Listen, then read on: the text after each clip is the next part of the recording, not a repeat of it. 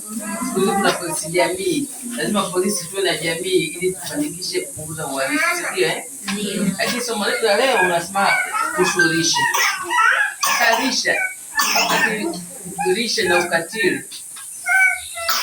Itakuwa mtoto apate lishe nzuri, si ndio? Ndio. Lengo letu wazazi kupunguza ukatili.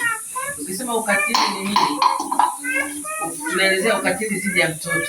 Ukatili dhidi ya mtoto ni ule ukatili, kitendo chochote tulichomfanyia mtoto kwa lengo la kumzuru. Sawa Kitendo chochote tulichomfanyia mtoto kwa lengo la kumzuru.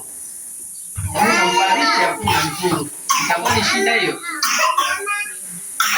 Kuna aina za ukatili. Ziko nne. Ukatili wa kwanza, ukatili wa kimwili. Ukisema ukatili wa kimwili ni vitendo vyote vinavyofanyika mwilini kwa lengo la kumdhuru, si ndio?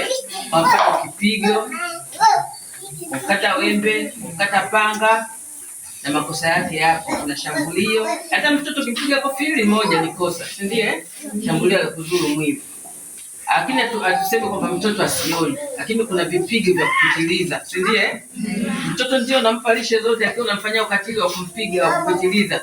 Huyo mtoto hiyo lisha mwili utajenga kweli? Kwa hiyo inabidi tupunguze ukatili wa kimwili. Ukatili mwingine, ukatili wa kihisia. Ukatili wa kihisia ndio tunaofanya sana majumbani kina mama bila wenyewe sisi kujua kwamba huyu mtoto anamuumiza. Sawa Unaweza kumuita mtoto wako, wewe njoo. Unamuumiza kihisia. Yaani ukatili wa kihisia ni kumuumiza kwa akili. Si ndio? Anajiuliza mimi mbwa, anaweza kajiangalia kwa nyuma kutafuta mkia uone.